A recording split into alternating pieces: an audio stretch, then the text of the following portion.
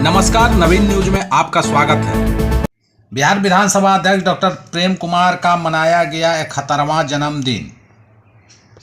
गया जी में मनाया गया जन्मदिन का कार्यक्रम।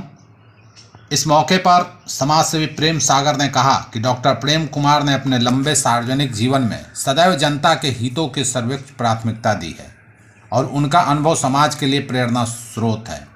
वहीं भाजपा नेता मनोज सिंह चंद्रवंशी ने उनके सरल व्यक्तित्व, नेतृत्व क्षमता और जन कल्याण के प्रति समर्पण की प्रशंसा करते हुए उनके जन्मदिन की बधाई दी। जहानाबाद मखदूमपुर में बिहार सरकार की परिकल्पना सबका विकास जीवन आसान के तहत सहयोग शिविर का आयोजन किया गया। जिला पदाधिकारी ने मखदूमपुर के ग्राम पंचायत में आयोजित सहयोग शिविर में उपस्थित होकर आम जनों से सीधा संवाद किया। जिला पदाधिकारी ने बताया कि सहयोग शिविर में सामाजिक सुरक्षा pension, ration card, Ayushman Bharat योजना, मनरेगा, प्रधानमंत्री आवास योजना, स्वास्थ्य, शिक्षा, पीएचडी, राजस्व एवं अन्य विभागों द्वारा संचालित योजनाओं की प्राप्त आवेदनों पर की गई कार्रवाई का अवलोकन किया।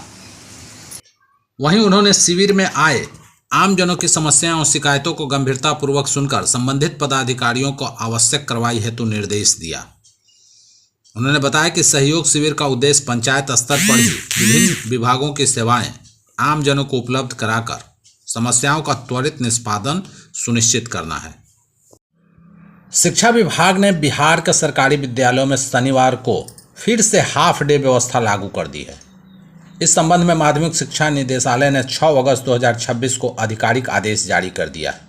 नए आदेश के अनुसार अब राज्य के सभी सरकारी विद्यालय सोमवार से शुक्रवार तक सुबह 9:30 बजे से शाम 4 बजे तक संचालित होंगे, जबकि शनिवार को केवल सुबह 9:30 बजे से दोपहर 1 बजे तक विद्यालय खुलेंगे।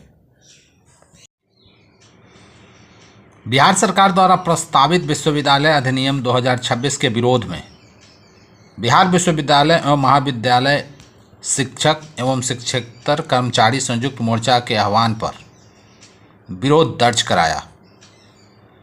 स्थानीय सत्येंद्र नारायण सिन्हा महाविद्यालय जहानाबाद के सभी शिक्षक एवं शिक्षकेतर कर्मियों ने काला बिल्ला लगाकर अपने नियमित कार्यों का निष्पादन करते हुए विरोध दर्ज कराया।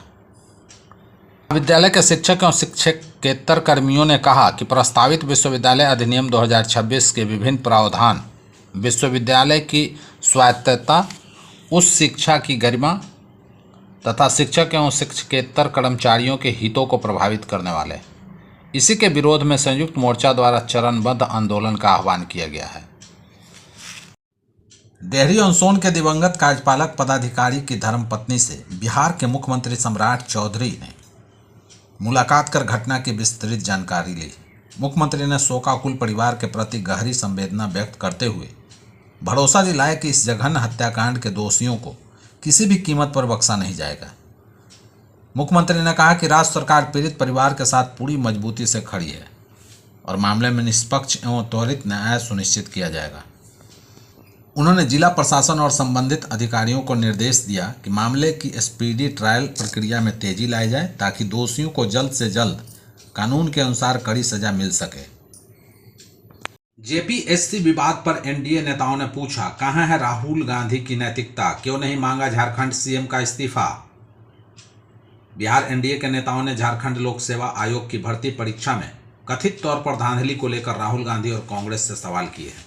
उन्होंने कहा कि लोकसभा में नेता प्रतिपक्ष होने के नाते राहुल गांधी को एक नजरिया रखना चाहिए और झारखंड के मुख्यमंत्री का इस्तीफा मांगना चाहिए।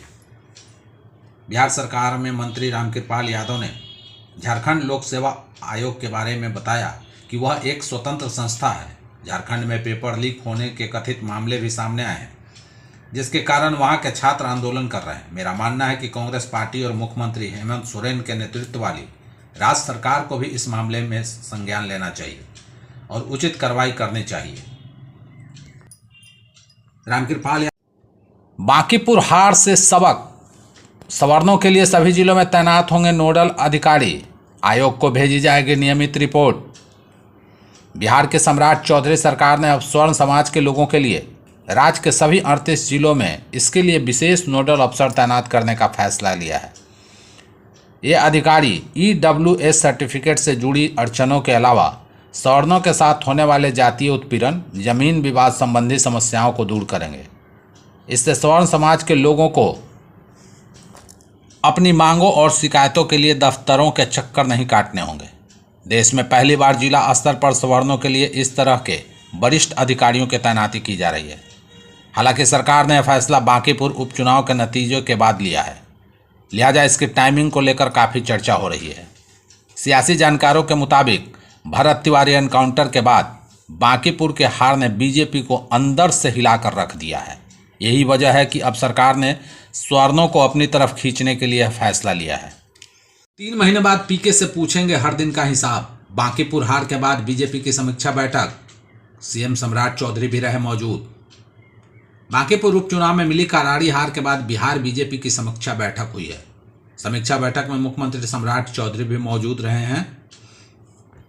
बैठक खत्म हो जाने के बाद शिक्षा मंत्री ने कहा कि सभी पार्टियां अपनी गलतियों से सीख लेती हैं। बीजेपी को लगातार बांकीपुर में जीत मिलती रही है। हार के भी बहुत सारे कारण होते हैं। हमारे साथ ऐसा क्यों हुआ, इसकी हम समीक्षा कर रहे हैं। आगे हम इसको ठीक करेंगे। मंत्री रामकृपाल यादव ने प्रशांत किशोर से 3 महीने बाद सवाल पूछने की बात कही। बिहार में सीओ के ट्रांसफर पोस्टिंग का खेल 30 जून को हटाया, 6 अगस्त को फिर से उसी कुर्सी पर बैठाया। पालीगंज अंचल अधिकारी के वापसी से राजस्व विभाग पर उठे गंभीर सवाल। राजस्व एवं भूमि सुधार विभाग ने 20 अफसरों का ट्रांसफर पोस्टिंग किया है। इस संबंध में विभाग के तरफ से 6 अगस्त को अधिसूचना जारी कर दी गई है। सबसे खास बात यह है कि जिस अंचल अधिकारी को 30 जून 2026 को स्थानांतरित कर दिया गया था, उन्हें फिर से पुरानी जगह पर पोस्टिंग दे दी गई है। खास बात यह है कि 30 जून को पालीगंज के अंचल अधिकारी महेश कुमार को स्थानांतरित कर शिवहर का सहायक बंदोबस्त पदाधिकारी बनाया गया था। वहीं पालीगंज में सौरभ कुमार को सीईओ के पद पर पोस्टिंग की गई थी। 1 महीने के बाद ही राजस्व एवं भूमि सुधार विभाग ने पालीगंज के वर्तमान सीईओ सौरभ कुमार को हटाकर फिर से महेश कुमार को पालीगंज का अंचल अधिकारी के पद पर पदस्थापित कर दिया है, जबकि सौरभ कुमार को महेश कुमार की जगह यानी शिवहर जिले का सहायक बंदोबस्त पदाधिकारी बना दिया है। इस खेल को लेकर राजस्व विभाग पर कई सवाल उठने लगे हैं। ग्रामीणों ने यहां तक कह डाला कि आखिर क्या वजह है कि 1 महीने के अंदर इस तरह का कार्य राजस्व विभाग को करना पड़ा है। पटना को किसने डुबाया? हजारों लोग बने थे जल कैदी। नीतीश की हुई थी काफ़ी बदनामी। गुस्साए सीएम ने बैठाई थी हाई लेवल कमेटी। राजधानी पटना को 2019 में किसने डुबाया था? किसकी लापरवाही से राजधानी वासी जल कैदी बन गए थे? हालात ऐसे हो गए थे कि तत्कालीन डिप्टी सीएम सुशील मोदी को उनके आवास से रेस्क्यू करना पड़ा था। पटना के डूबने पर तत्कालीन मुख्यमंत्री नीतीश कुमार के देश भर में भारी किरकिरी हुई थी। तब उन्होंने आदेश दिया था कि पटना को डुबाने वाले अधिकारियों पर ऐसी कार्रवाई होगी कि लोग लंबे समय तक याद रखेंगे। दिखावे के लिए गृह सचिव की अध्यक्षता में जांच टीम बैठी। रिपोर्ट आने के बाद कई इंजीनियर अफसरों का निलंबन हुआ। समय के साथ सरकार ने सभी को आरोप मुक्त कर दिया। यानी सरकार ने माना कि पटना को अधिकारियों इंजीनियरों ने नहीं डुबोया था। तो आखिर किसने डुबाया था? पथ निर्माण विभाग ने 28 जुलाई 2026 को एक साथ 3 वरिष्ठ इंजीनियरों को आरोप मुक्त किया है। ये हैं तत्कालीन कार्यपालक अभियंता सह प्रभारी अधीक्षण अभियंता सूर्यकांत, तत्कालीन कार्यपालक अभियंता वुडको संजीव चौधरी और ओम प्रकाश सिंह।